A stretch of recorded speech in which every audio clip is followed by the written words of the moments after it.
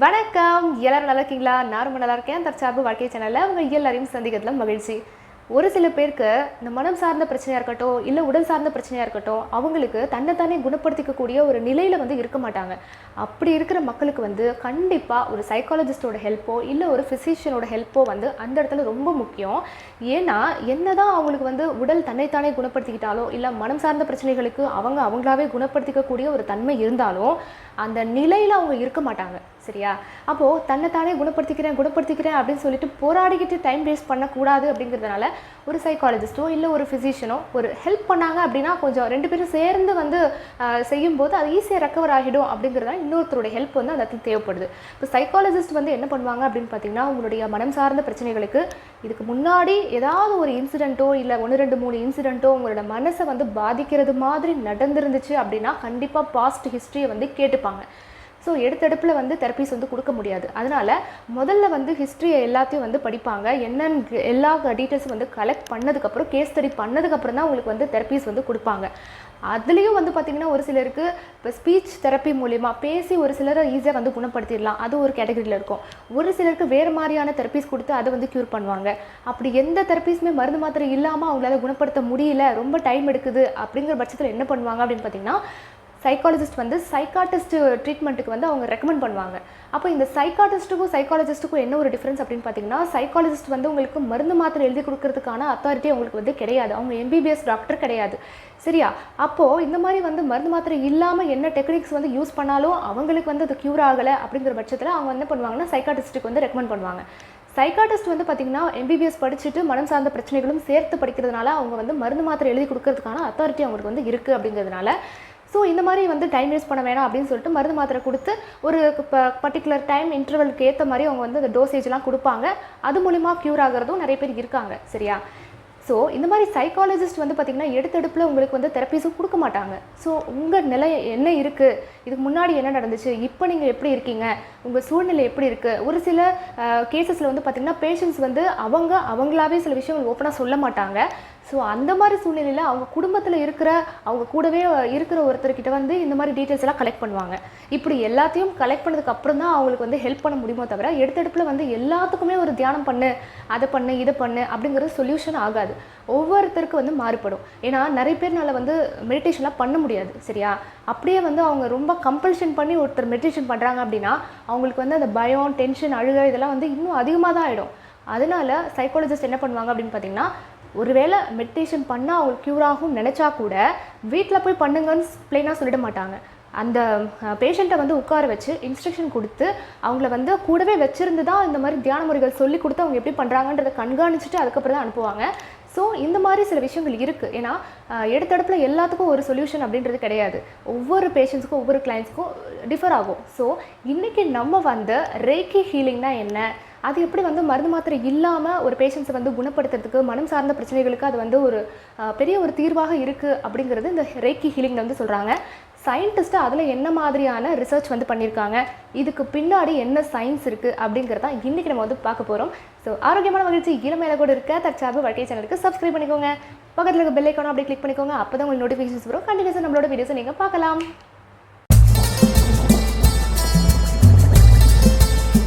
ரேக்கி அப்படிங்கிறது ஒரு ஜப்பான் வார்த்தை.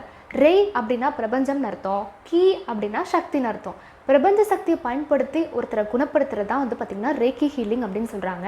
ஒரு சக்தியை பயன்படுத்துறதுனால இதை ஒரு எனர்ஜி ஹீலிங்னு சொல்கிறாங்க, இல்லை எனர்ஜி மெடிசின்னு சொல்கிறாங்க. ஜப்பானில் ஒரு புத்த துறவி இருந்தாருங்க, புத்திஸ்ட். அவர் பேர் பார்த்திங்கன்னா மிகாவோ. அவர் தான் இந்த மாதிரி ஒரு பிரபஞ்ச சக்தியை பயன்படுத்தி ஒரு மனுஷனுக்கு நம்ம ட்ரீட்மெண்ட் கொடுத்தோம் அப்படின்னா அவங்களுக்கு அது க்யூர் ஆகுது அப்படின்னு சொல்லிட்டு நிறையா கிளையன்ஸ்க்கு இந்த மாதிரி மெடிசன் இல்லாமலே இந்த ரேக்கி ஹீலிங் மூலமாக அவர் ட்ரீட்மெண்ட் கொடுத்து க்யூர் பண்ணியிருக்காரு. என்ன டெக்னிக் யூஸ் பண்ணார் அப்படின்னு பார்த்திங்கன்னா, ஒவ்வொரு மனுஷனுக்கும் ஆரா அப்படின்னு சொல்லக்கூடிய ஒரு எனர்ஜி ஃபீல்டு இருக்குது. நம்ம உடலை மேலே பார்த்திங்கன்னா அப்படி ஆரா அப்படிங்கிறது ஃபீல்டு இருக்குது. இப்போ நம்ம பார்க்குறதுக்கு தான் பார்த்திங்கன்னா ஒரு ஃபிசிக்கல் பாடியில் நம்ம ஒரு ஒரு கட்டியாக தெரியும், ஓகேவா, சாலிட் ஃபார்மில் தெரியும். ஆனால் அது வந்து அப்படியே உள்ளே நம்ம வந்து பிரிச்சுக்கிட்டே போனோம்னு வச்சுக்கோங்களேன், அந்த இடத்துல ஒரு ஆட்டம்ஸில் போய் முடியும், அணுக்களில் போய் முடியும். அதுக்குள்ளேயே வந்து பார்த்திங்கன்னா ஒரு வைப்ரேட்டிங் விஷயம் தான் நடந்துகிட்ருக்கு, ஒரு அதிர்வலையில் தான் நடந்துகிட்ருக்கு. பிரபஞ்சமே வந்து பார்த்திங்கன்னா ஒரு சின்ன ஒரு வைப்ரேஷனில் அப்படியே வந்து இருக்குது. பார்க்குறதுக்கு நமக்கு வந்து ஒரு கட்டியாக இருக்கிற மாதிரி தெரியுது, ஆனால் வந்து ஒரு வைப்ரேஷன் இருக்குது. அப்போது இந்த ஆரா அப்படிங்கிற அந்த எனர்ஜி ஃபீல்ட், நம்ம உடம்பை சுற்றி இருக்கக்கூடிய அந்த சக்தி வளையம் இருக்குல்ல, அது வந்து நல்ல ஆரோக்கியமாக இருந்துச்சுன்னா மட்டும்தான் நம்ம மனமும் உடலும் வந்து நல்லாயிருக்கும். இப்போது நம்ம ஒருத்தருக்கு வந்து ஒரு மனம் வந்து பிரச்சனையில் இருக்குன்னு வச்சுக்கோங்களேன், அவங்களோட ஆரா வந்து பார்த்திங்கன்னா ஸ்தம்பிச்சிரும். இல்லை எந்த இடத்துலையாவது அவங்களுக்கு வந்து ஒரு காயம் ஏற்பட்டுச்சுன்னு வச்சுக்கோங்களேன், அந்த இடத்துலையும் வந்து பார்த்திங்கன்னா ஆரா வந்து ஸ்தம்பிச்சு போகும். அப்போ அந்த உடலில் வந்து ஒரு மருந்து தடவும் போது என்ன ஆகுதுன்னா அந்த ஆரா வந்து மறுபடியும் அது சரியாகுது. அப்போ சரியாகும் போது தன்னைத்தானே குணப்படுத்துகிற ஆற்றல் வந்து அதுக்கு வருது. இப்போது உடலில் கூட ஈஸியாக நம்ம வந்து மருந்து தேய்ச்சி நம்ம வந்து சரி பண்ணிடலாம். ஆனால் மனசில் வந்து ஒரு காயம் ஏற்பட்டுச்சுன்னு வச்சுக்கோங்களேன், அதை வந்து சரி பண்ணுறதுக்கு கொஞ்சம் காலம் எடுக்கும். சரியா? அப்போது இந்த மிக்காவை வந்து என்ன சொல்கிறா அப்படின்னு பார்த்தீங்கன்னா, உடலில் இருக்கக்கூடிய ஆரா வந்து இப்போ ஸ்தம்பிச்சு போய் அந்த எனர்ஜி ஃப்ளோ வந்து சரியாக இல்லை அப்படின்னா, இப்போது இந்த ரேக்கி ஹீலர்ஸ் என்ன பண்ணுவாங்க அப்படின்னு பார்த்தீங்கன்னா, அவங்களுடைய பாம், அதாவது கை, உள்ளங்கை இருக்குல்ல, அது வழியாக வந்து பார்த்திங்கன்னா இந்த பிரபஞ்ச சக்தி ஆற்றலை வந்து அவங்க மேலே அப்படியே பாய்ச்சுவாங்க. அப்படி பாய்ச்சும் போது பார்த்திங்கன்னா அவங்களுடைய அந்த எனர்ஜி ஃபீல்டு ஸ்தம்பிச்சு போனது எல்லாமே வந்து சரியாகி அந்த ஃப்ளோ வந்து கரெக்ட் ஆகுது, தன்னைத்தானே குணப்படுத்தக்கூடிய அந்த தன்மை வந்து அதிகரிக்குது அப்படி சொல்கிறாங்க. மனுஷங்களுக்கு மட்டும் ஆறா கிடையாதுங்க, நம்ம வாழக்கூடிய வீடுக்கு வந்து ஆறா இருக்குது, சுற்றி ஆறா தானே. ஸோ ஒவ்வொரு பொருளுக்கும் ஆறா இருக்குது, ஒவ்வொரு ரூமுக்கும் ஆறா இருக்குது. நீங்கள் ஜஸ்ட் ஒரு எக்ஸாம்பிள் சொல்கிறேன், ஒரு ரூமில் வந்து எப்போ பாரு வந்து சண்டை போட்டுக்கிட்டே இருக்கக்கூடிய ஒரு சூழ்நிலை இருக்குன்னு வச்சுக்கோங்களேன். இப்போ அந்த வீட்டை அவங்க காலி பண்ணி போயிடுறாங்க, அந்த ரூமுக்கு நம்ம புதுசாக வந்து போகிறோன்னு வச்சுக்கோங்க, நமக்கு அந்த நெகட்டிவ் வைப்ரேஷனை நம்ம ஈஸியாக உணர முடியும். சரியா? இப்போ நம்ம வீடு பார்க்குறதுக்கு, வாடகைக்கு வீடு பார்க்க போகிறோம்னு வச்சுக்கோங்க, அந்த இடத்துல வந்து எல்லாமே நமக்கு பிடிச்சிரும். அந்த வீட்டோட ஓனர் பிடிச்சிரும், அந்த வீட்டோட அந்த கன்ஸ்ட்ரக்ஷன் பிடிச்சிரும், பட்ஜெட்டுக்கு ஏற்ற இதுவும் நமக்கு கிடச்சிரும். எல்லாமே கிடைச்சா கூட நமக்கு ஏதோ ஒன்று வந்து சரியில்லாத மாதிரி ஒரு வைப்ரேஷன் தோணும்ல. அது எல்லாமே பார்த்திங்கன்னா, ஒருவேளை அந்த வீட்டில் வந்து நான் அதுக்கு முன்னாடி இருந்தவங்க ஒரு நெகட்டிவ் வைப்ரேஷனை வந்து அதில் பதிய வச்சுருந்துருக்கலாம். சண்டை போட்டோ இல்லை பிரச்சனை ஏற்படுத்தியோ தொடர்ந்து நடக்கும்போது அந்த செவுரு இருக்குது பார்த்திங்கன்னா, அது சுற்றி வந்து பார்த்திங்கன்னா அந்த நெகட்டிவ் வைப்ரேஷன் அப்படியே ஸ்டோர் பண்ணி வச்சுருக்கோம். அப்போ நம்ம போனோடனே நமக்கு அந்த அதிர்வலைகள் வந்து நமக்கு பிடிக்காது. அது மோஸ்ட்லி வந்து ஈஸியாக கண்டுபிடிக்கிறது லேடிஸுக்கு வந்து பார்த்திங்கன்னா அந்த வைப்ரேஷனை ஈஸியாக கண்டுபிடிச்சிருவாங்க. அப்போது ஹஸ்பண்ட் சொல்லுவாங்க, ஏன் வந்து வேணான்னு சொல்கிற, எல்லாமே சூட் ஆகுது, நம்ம பட்ஜெட்க்கு ஏற்ற அளவுக்கு இருக்குது, இதை விட்டால் வீடே கிடைக்காது அப்படின்னு சொல்லி கோவம் கூட படுவாங்க. ஆனால் ஒய்ஃபுங்க வந்து ஈஸியாக கண்டுபிடிச்சிருவாங்க, இல்லை எனக்கு ஏதோ ஒரு மாதிரி வந்து தோணுது அப்படின்னு சொல்லிட்டு சொல்லுவாங்க. அதெல்லாம் வந்து பார்த்திங்கன்னா அந்த நெகட்டிவ் வைப்ரேஷன்ஸ் ரொம்ப ஈஸியாக சொல்லணும்னா நம்மளே வந்து நிறைய இடங்களை பார்த்துருப்போம். யாராவது ஒருத்தர் வீட்டுக்கு வந்தாங்கன்னு வச்சுக்கோங்களேன், அவங்களுக்கு நல்ல ஆறா இருந்துச்சு, நல்ல எனர்ஜி ஃபீல்டு இருந்துச்சு, பாசிட்டிவ் வைப்ரேஷன்ஸ் நிறைய இருக்குதுன்னு வச்சுக்கோங்களேன், அந்த இடமே வந்து பார்த்திங்கன்னா ஒரு ஆனந்தமாக இருக்கும், ஒரு பாசிட்டிவாக இருக்கும். அவங்க வந்துட்டு போனதுக்கப்புறம் நமக்கு வந்து ஒரு கவலையெல்லாம் மறந்து நமக்கு இன்னும் நல்லா எல்லாமே பண்ணணும் அப்படிங்கிற ஒரு தன்னம்பிக்கை வந்து அதிகமாகும். அது நம்மளே பார்த்துருப்போம். ஒரு சிலருடைய அந்த எனர்ஜி ஃபீல்டு வந்து வேறு லெவலில் இருக்கும். ஒரு சிலர் வந்துட்டு போனாங்கன்னு வச்சுக்கோங்களேன், வீட்டில் வந்து பிரச்சனை வந்துடும், இல்லை வீட்டில் சண்டை வந்துடும். அப்போ நமக்கு தெரியாது அவங்க வந்துட்டு போனதுனால தான் அப்படின்னு சொல்லிட்டு தெரியாது. ஆனால் ஒரு நெகட்டிவ் வைப்ரேஷன் இருக்கும் அவங்களுக்குள்ள, வந்து அது என்ன பண்ணுவாங்கன்னா அப்படியே ஸ்ப்ரெட் பண்ணிட்டு போயிடுவாங்க. அப்போ அது அந்த இடம், அந்த சமயம் வந்து பார்த்திங்கன்னா நம்மளுடைய ஆறா வந்து ஸ்தம்பிச்சு போயிடும். ஸ்தம்பிச்சு போகும்போது வீட்டில் வந்து ஏதோ ஒரு பிரச்சனையோ இல்லை சண்டையோ அந்த மாதிரி ஏற்பட்டு நம்மளே கண்கூட பார்த்து, நான் சொல்லணும்னு அவசியம் கிடையாது, உங்களுக்கே அது வந்து தெரிஞ்சிருக்கும், நீங்களே அதை விட்னஸ் பண்ணியிருப்பீங்க. உங்கள் கூட ஒர்க் பண்ணுறவங்களா இருக்கட்டும், இல்லை வீட்டுக்கு வர்றவங்களா இருக்கட்டும், ஒரு பாசிட்டிவ் வளையம் வந்து அவங்களை சுற்றி இருந்துச்சுன்னா நமக்கும் அது வந்து ஸ்ப்ரெட் ஆகும். ஸோ இந்த கான்செப்ட் தான் வந்து பார்த்திங்கன்னா மிக்காவோ வந்து யூஸ் பண்ணுறாரு. இப்போது இந்த ஆறா வந்து நல்லா இருந்துச்சுன்னா மட்டும்தான் ஒரு மனுஷன் வந்துட்டு ஆரோக்கியமாக இருக்க முடியும். அப்படிங்கிறதுனால சில நேரங்களில் உங்களுக்கு வந்து மெடிசின்ஸ் இல்லாமல் கூட க்யூர் பண்ண முடியும். அப்படிங்கிறனால மனம் சார்ந்த ஒரு டிப்ரெஷன் இருக்குது, ஸ்ட்ரெஸ் இருக்குது, ரொம்ப வந்து அவங்க மன இறுக்கமாக இருக்காங்க அப்படிங்கிற சூழ்நிலையில் மிக்காவோ வந்து இந்த மாதிரி டெக்னிக்ஸை யூஸ் பண்ணுறதுனால அவங்களோட ஆறா வந்து மறுபடியும் ஃப்ளோ ஆகும். அப்போ தன்னைத்தானே உடல் வந்து குணப்படுத்திக்கும், ரிலாக்ஸேஷன் ஆகும் அப்படிங்கிறத கண்டுபிடிச்சிருக்காரு. ரேக்கி ஹீலிங் அப்படிங்கிறது ஒரு ஆல்டர்னேட் மெடிசன் கிடையாதுங்க, அது ஒரு சப்போர்ட்டிவ் மெடிசன். அப்படின்னா என்னென்னா, நீங்கள் உடல் சார்ந்த பிரச்சனைகளுக்கு ஒரு மருந்து மாத்திரை சாப்பிட்டுக்கிட்டு இருக்கீங்க அப்படின்னா அதை நிறுத்திட்டு நீங்கள் ரேக்கி ஹீலிங் பண்ணணும்னு அவசியம் கிடையாது. எப்பவும் போல் நீங்கள் அந்த மருந்து மாத்திரைகளை வந்து சாப்பிட்டுக்கிட்டு இருக்கலாம். அப்படி சாப்பிட்டுக்கிட்டே நீங்கள் வந்து ரேக்கி ஹீலிங் பண்ணும்போது சீக்கிரமாக அது வந்து குணப்படுத்திடும் அப்படின்னு சொல்கிறாங்க. இப்போ 6 மாதத்தில் உங்களுக்கு வந்து குணப்படுத்துகிற ஒரு விஷயத்தை இந்த எனர்ஜியை வந்து இன்க்ரீஸ் பண்ணுறது மூலமாக ஒரு 3 மாதத்துலேயே குணமாகி அதுக்கப்புறம் மருந்துகள் மாத்திரைகள் நீங்கள் வந்து விட்டுலாம் அப்படிங்கிற மாதிரி சொல்கிறாங்க. சரியா? அதனால இது வந்து ஒரு ஆல்டர்னேட் மெடிசன் கிடையாது, இது வந்து ஒரு சப்போர்ட்டிவ் மெடிசன் மட்டும்தான். இப்போ நிறைய பெனிஃபிட்ஸ் வந்து இந்த ரேக்கி ஹீலிங்கில் வந்து பண்ணுறாங்கங்க. நிறைய விஷயங்களுக்கு கொடுக்குறாங்க. பட் இப்போ வந்து ஒரு 5 விஷயம் மட்டும் நான் வந்து சொல்கிறேன். முதல் விஷயம் என்ன அப்படின்னு பார்த்தீங்கன்னா, பெண்கள் வந்து இப்போ குழந்தை பிறந்ததுக்கப்புறம் ஒருவேளை சிசேரியன் பண்ணி குழந்தை பிறந்துச்சுன்னு வச்சுக்கோங்களேன், அவங்களுக்கு வந்து பயங்கரமான பெயின் இருக்கும், வலி இருக்கும், சரியா, ரணமாக இருக்கும், புண்ணாக இருக்கும். அதுக்கு வந்து ஒரு பெயின் கில்லர்ஸ் எல்லாம் கொடுப்பாங்க, ஓகேவா.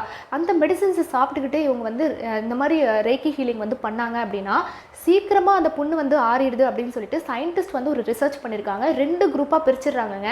2 குரூப்லேயுமே வந்து பார்த்திங்கன்னா சிசேரியன் பண்ண ஒரு அம்மாக்கள் இருக்காங்க. அதில் ஒரு குரூப்புக்கு வந்து பார்த்திங்கன்னா வெறுமனே பெயின் கில்லர்ஸ் மட்டும் கொடுத்துட்ருக்காங்க. இன்னொரு குரூப்புக்கு வந்து பார்த்திங்கன்னா பெயின் கில்லர்ஸ் கொடுத்துட்டு அது கூடவே வந்து ரேக்கி ஹீலிங்கும் வந்து பண்ணிகிட்ருக்காங்கங்க. அதில் வெறுமனே மெடிசின்ஸ் மட்டும் கொடுத்தவங்களுக்கு வந்து பார்த்திங்கன்னா ரொம்ப நாள் ஆகுது அந்த புண்ணு வந்து ஆறுறதுக்கு. ஆனால் வந்து பார்த்திங்கன்னா இந்த பெயின் கில்லர்ஸ் கூடவே சேர்த்து இந்த ரேக்கி ஹீலிங்கும் பண்ணிட்டு இருந்த அம்மாக்களுக்கு வந்து பார்த்திங்கன்னா ரொம்ப சீக்கிரமே அந்த புண்ணு ஆறிட்டு அந்த பெயின் கில்லர்ஸ் வந்து அதுக்கப்புறம் வேணாங்கிற லெவலுக்கு அவங்களுக்கு வந்து சரியாயிடுச்சு அப்படிங்கிறத இந்த சயின்டிஸ்ட் வந்து ரிசர்ச் பண்ணி கண்டுபிடிச்சிருக்காங்க. அடுத்தது வந்து பார்த்திங்கன்னா ரொம்ப மன இறுக்கத்தில் இருக்குது, டிப்ரெஷனில் இருக்குன்னு வச்சுக்கோங்களேன். ரொம்ப வந்து ஒரு சில பேருக்கு இந்த 60 வயசுக்கு மேலே ரிட்டையர்மெண்ட் ஆனதுக்கப்புறம் வந்து பார்த்திங்கன்னா ஒரு ஃபினான்ஷியல் க்ரைசிஸ் மாதிரி அவங்களுக்கு மைண்ட் வந்து ரொம்ப டிப்ரெஸ் ஸ்டேட்டுக்கு போயிடும். ஏன்னா ஒரு 30 வருஷமாக வந்து டெய்லி ரொட்டீனில் அவங்க வந்து கம்பெனிக்கு போயிட்டு வந்துட்டு இருப்பாங்க. திடீர்னு வந்து உள்ளுக்குள்ளே அடைஞ்சு கிடக்கணும் அப்படின்னாலே அது ஒரு பெரிய ஸ்ட்ரெஸ் ஆகிடும், டிப்ரெஷன் ஆகிடும். அந்த மாதிரி இருக்கிறவங்கள போய் நீங்கள் வந்து மெடிடேஷன் பண்ணுங்கள், நீங்கள் அந்த டெக்னிக் பண்ணுங்கள், இந்த டெக்னிக் பண்ணுங்கள் அப்படின்னு சொன்னால் சத்தியமாக அவங்களால பண்ண முடியாது, ரொம்ப பாவமாக இருப்பாங்க. அந்த மாதிரி இருக்கவங்களுக்குலாம் கண்டிப்பாக வந்து ஒரு சைக்காலஜிஸ்டோடைய ஹெல்ப் அப்படிங்கிற இன்னொருத்தரோட ஹெல்ப் அப்படிங்கிறது கண்டிப்பாக தேவை. அவங்களுக்கு என்ன பண்ணுவாங்க அப்படின்னு பார்த்தீங்கன்னா, மன இறுக்கம் ரொம்ப டிப்ரெஷனாக இருக்காங்கல்ல, ஆறா வந்து ரொம்ப ஸ்தம்பிச்சு போயிருக்கும், அவங்களுக்கு இந்த மாதிரி எனர்ஜி ஃப்ளோ பண்ணும்போது ரேக்கி ஹீலிங் கொடுக்கும்போது ஆறா வந்து சீக்கிரமாக அந்த எனர்ஜி ஃப்ளோ வரும்போது சீக்கிரமாக அவங்களுக்கு அந்த டிப்ரெஷன் ஸ்டேட்லேருந்து அவங்க வெளியே வர முடியும். அடுத்தது வந்து பார்த்திங்கன்னா பெண்களுக்கு வந்து பார்த்திங்கன்னா ஒரு மூட் சேஞ்ச் அப்படின்னு சொல்லுவாங்க. அதாவது இந்த மாதவிடாய் காலத்தில் சரி, இல்லை மாதவிடாய் நிற்கிற நேரத்தில் மெனோபாஸ்ன்னு சொல்லுவாங்க, அந்த நேரத்துலையும் சரி, ஒரு சில பேருக்கு வந்து பார்த்திங்கன்னா இந்த ப்ரெக்னன்சி பீரியடில் அப்புறம் வந்து குழந்தை பிறந்ததுக்கப்புறம் அந்த பீரியட்லாம் பார்த்திங்கன்னா அவங்களோட ஹார்மோனல் இம்பேலன்ஸ் ரொம்ப ஜாஸ்தியாக இருக்கும். அவங்க வந்து திடீர்னு அழுவாங்க, திடீர்னு கோவப்படுவாங்க, சண்டை போடுவாங்க, அவங்க என்ன பண்ணுறாங்க அவங்களுக்கே தெரியாது, ஓகேவா. ஸோ அவங்க அதை கண்ட்ரோல் பண்ணணும்னு நினச்சா கூட முடியாது. ஸோ அந்த மாதிரி இருக்கக்கூடிய பெண்களுக்கு போய் நீங்கள் வந்து இந்த டெக்னிக் பண்ணுங்கள், அந்த டெக்னிக் பண்ணுங்கள், மெடிடேஷன் பண்ணுங்கன்னு சொன்னால் சத்தியமாக பண்ண மாட்டாங்க, இன்னும் அக்ரெசிவாக மாறிடுவாங்க. ஸோ அப்படி இருக்க பெண்களுக்கும் வந்து பார்த்திங்கன்னா கண்டிப்பாக ஒரு சைக்காலஜிஸ்டோட ஹெல்ப் வந்து அங்கே தேவைப்படுது. அவங்களுக்கு இந்த மாதிரி ரேக்கி ஹீலிங் கொடுத்தோ அந்த மாதிரி ஒரு ஸ்பீச் தெரப்பி கொடுத்து அவங்கள வந்து அதை குணப்படுத்துவாங்க. அந்த ஒரு சில ட்ரீட்மெண்ட்டை பொறுத்துங்க. அதாவது ஒரு சிலருக்கு வந்து பார்த்திங்கன்னா 2 வாரத்துலேயே சரியாயிடும், ஒரு சிலருக்கு வந்து பார்த்திங்கன்னா 8 வாரம் வரைக்கும் ட்ரீட்மெண்ட் கொடுப்பாங்க. செஷன்ஸ் வந்து பார்த்திங்கன்னா ஒரு 30 நிமிஷத்துக்கு ஒரு சிலர் ஃபஸ்ட்டு வந்து பேசி அந்த ஸ்பீச் தெரப்பி மூலிமா அவங்கள வந்து கூல் டவுன் பண்ணி காம் பண்ணி டிப்ரெஷன்லேருந்து கொண்டு வருவாங்க. அப்புறம் பார்த்திங்கன்னா இந்த ரேக்கி ஹீலிங் கொடுத்து அப்படியே அவங்களோட மைண்டை வந்து கொஞ்சம் ரிலாக்ஸ் பண்ணுவாங்க. அந்த மூடோடைய விஷயம் வந்து அவங்களுக்கு கொஞ்சம் கொஞ்சமாக சரியாகும், சரியா. அடுத்தது வந்து பார்த்திங்கன்னா எல்லாமே அவங்களுக்கு வந்து ஓகேவாக இருக்கும். பட் ஆனால் வந்து பார்த்திங்கன்னா ஒரு கான்ஃபிடென்ஸ் லெவல் வந்து பார்த்திங்கன்னா ரொம்ப டவுனாக இருக்கும், அவங்கள பற்றியான ஒரு நம்பிக்கை வந்து இல்லாமல் இருக்கும். அதுக்கும் வந்து பார்த்திங்கன்னா இந்த சைக்காலஜிஸ்ட் வந்து இல்லை ஹீலர்ஸ் வந்து பார்த்திங்கன்னா இந்த மாதிரி ரேக்கி ஹீலிங்ஸ் வந்து கொடுக்குறாங்க. அப்படி கொடுக்கறது மூலிமா பார்த்திங்கன்னா அவங்களுடைய அந்த செல்ஃப் கான்ஃபிடென்ஸ் வந்து இன்க்ரீஸ் ஆகுது, அவங்களோட வாழ்க்கை தரம் வந்து உயருது. சரி, இப்போ இந்த ரேக்கி ஹீலிங்கில் அப்படி என்ன தான் பண்ணுறாங்க அப்படின்ற ஒரு சில ஜென்ரல் விஷயங்களை மட்டும் நான் சொல்கிறேன். அதாவது இதை மட்டும் தான் ஃபாலோ பண்ணுவாங்கன்னு கிடையாது, ஒவ்வொருத்தர் ஒவ்வொரு விதமான டெக்னிக்ஸ் வந்து ஃபாலோ பண்ணுவாங்க. பட் இது வந்து ரொம்ப ஜென்ரல், சரியா. இப்போ ஒரு கிளைண்ட் வராங்க அப்படின்னா அவங்க எதுக்காக வந்திருக்காங்க, என்ன ட்ரீட்மெண்ட்காக வந்திருக்காங்க அப்படிங்கிற விஷயங்களை ஃபஸ்ட்டு நம்ம வந்து கேட்டு தெரிஞ்சுக்கணும். அப்படி அவங்க சரியாக சொல்லலை அப்படின்னா அவங்க கூட வந்திருக்கிற ஃபேமிலி மெம்பர்ஸ் கிட்ட கேட்டு நம்ம வந்து தெரிஞ்சுக்கணும். அடுத்தது வந்து பார்த்திங்கன்னா அவங்களுக்கு உடலில் வந்து எங்கேயாவது காயம் ஏற்பட்டிருக்கா, ஏதாச்சும் வந்து புண்ணாக இருக்கா, அதுக்கு ஏதாவது வந்து மெடிசின் சாப்பிட்டுட்டு இருக்காங்களா அப்படிங்கிற விஷயத்தையும் வந்து தெரிஞ்சுக்கணும். அப்புறம் வந்து ஏதாவது உடலில் வந்து ஒரு சிலருக்கு டச் பண்ணாத இடத்துல ரொம்ப சென்சிட்டிவாக இருக்கும். ஸோ அந்த மாதிரி ஒரு சில விஷயங்களை வந்து அவங்க தெரிஞ்சுக்கணும் ஃபஸ்ட்டு. அடுத்தது வந்து பார்த்திங்கன்னா ஒரு சிலர் வந்து சேரில் உட்கார வச்சு அந்த எனர்ஜி ஃப்ளோ கொடுப்பாங்க, ஒரு சிலர் வந்து படுக்க வச்சு கொடுப்பாங்க. இப்போ படுக்க வச்சு கொடுக்குறாங்கன்னு வச்சுக்கோங்களேன், மேலே வந்து ஒரு ஒயிட் கிளாத் மாதிரி வந்து க்ளோஸ் பண்ணிவிடுவாங்க, ஒரு பெட்ஷீட் மாதிரி போற்றி விட்டுருவாங்க. அடுத்தது வந்து பார்த்திங்கன்னா அவங்களுடைய கை வந்து ஒரு மீடியமாக யூஸ் ஆகுது. அதாவது அந்த எனர்ஜி கொடுக்குறவங்க வந்து மீடியமாக மட்டும்தான் யூஸ் பண்ணுறாங்க. அவங்க வந்து தன்னுடைய எனர்ஜியை கொடுக்கல, ஒரு மீடியம், கடத்தக்கூடிய ஒரு மீடியம், ஓகேவா. இப்போ இந்த கை மூலமாக வந்து பார்த்திங்கன்னா இந்த யூனிவர்சல் எனர்ஜியை வந்து ரிசீவ் பண்ணி, அதாவது பிரபஞ்ச சக்தி வந்து இந்த கை மூலமாக ரிசீவ் பண்ணி இந்த கையில் வந்து இந்த மாதிரி பாய்ச்சும் போது பார்த்திங்கன்னா அந்த எனர்ஜி வந்து அவங்களுக்கு அப்படியே ஃப்ளோ ஆகும். தன்னுடைய எனர்ஜி கொடுக்கறது கிடையாது இந்த இடத்துல. அது அவங்க வந்து ஒரு மீடியம் மட்டும்தான், நடுவில் இருக்கக்கூடிய ஒரு ஆள் மட்டும்தான், ஓகேவா. கடத்தி கொண்டு வந்து அந்த எனர்ஜி வந்து கொடுக்குறாங்க, அவ்வளவே தான். ஓகேவா? தன்னோட எனர்ஜி கொடுத்தா அவங்க மயக்கடிச்சு விழுந்துருவாங்க. அதனால் வந்து ஒரு மீடியமாக மட்டும்தான் அவங்க செயல்படுறாங்க. இங்கேருந்து அப்படியே வாங்கி அந்த இடத்துல கொடுக்குறது, அவ்வளோதான். சரியா? ஸோ இந்த மாதிரி வந்து ஒரு சிலர் வந்து பார்த்திங்கன்னா அந்த பாடியில் டச் பண்ணி கொடுப்பாங்க. ஒரு சிலர் வந்து பார்த்திங்கன்னா இப்படி பாடி இருக்குன்னா இங்கே மேலே 1 இன்ச் வந்து கேப் விட்டுட்டு அதுக்கப்புறம் அப்படியே வந்து எனர்ஜி வந்து கொடுப்பாங்க. ஒவ்வொருத்தரும் ஒவ்வொரு விதமான டெக்னிக்ஸ் வந்து ஃபாலோ பண்ணுவாங்க. இப்படி பண்ணும்போது பார்த்திங்கன்னா அந்த எனர்ஜி வந்து பார்த்திங்கன்னா அவங்களுக்கு அப்படியே அந்த இடத்துல அப்படியே பாயும்போது அந்த பேஷண்ட்டுக்கு வந்து நல்லா வந்து உணரும். அப்போது அந்த ஒரு சில பேஷண்ட் வந்து எனக்கு இந்த மாதிரி ஃபீல் ஆகுது, ரொம்ப சூடாக ஃபீல் ஆகுது, இல்லை வந்து கூலிங்காக இருக்குது, அந்த மாதிரி ஒரு சில அந்த ஃபீட்பேக் வந்து அந்த பண்ணுறவங்க கேட்டுகிட்டே இருப்பாங்க. ஓகேவா?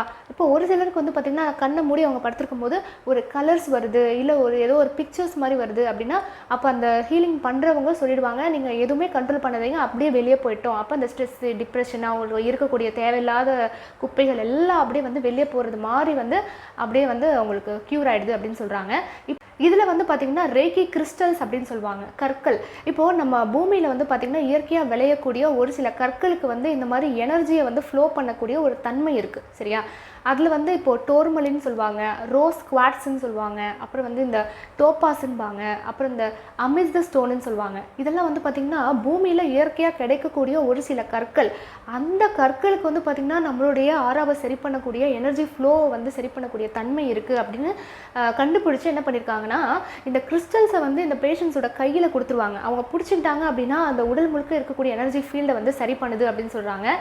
அப்படி இல்லைன்னா அந்த கிறிஸ்டலை வந்து படுக்க வச்சுட்டு மேலே வந்து வச்சுருவாங்களாம். ஸோ ஒவ்வொருத்தர் வந்து ஒவ்வொரு விதமான டெக்னிக்ஸை வந்து ஃபாலோ பண்ணுறாங்க அப்படின்னு சொல்கிறாங்க. இந்த கற்கள் வந்து பார்த்திங்கன்னா நம்மளோட எனர்ஜி ஃப்ளோவை சரி பண்ணுது அப்படிங்கிறனால இன்றைக்கி வந்து பார்த்திங்கன்னா மார்க்கெட்டில் நிறைய இந்த ரேக்கி கிறிஸ்டல்ஸ்ன்னு பார்த்திங்கன்னா விற்கிறாங்க. சரியா?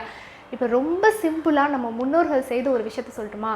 அதாவது இந்த கல்லுப்பு இருக்குல்ல, அந்த கல்லுப்பு வந்து பார்த்திங்கன்னா ஆறா வந்து ரொம்ப ஜாஸ்தி பண்ணும். அதனால தான் வந்து பார்த்திங்கன்னா கடலில் போயிட்டு நம்ம குளித்தோம் அப்படின்னா ஆறா வந்து சரி பண்ணோம், நம்மளோட எனர்ஜி ஃபீல்டை வந்து நல்லா வச்சுக்கும். அதுக்கு தான் இந்த ராமேஸ்வர கோவிலெல்லாம் போனோம் அப்படின்னா அந்த தண்ணியில் நல்லா மூழ்கிட்டு வந்தோம் அப்படின்னாலே நமக்கு அந்த எனர்ஜி ஃப்ளோ வந்து நல்லா இருக்கும் அப்படின்னு சொல்லுவாங்க. அதெல்லாம் முன்னோர்கள் நமக்கு வந்து சொன்னது தான்.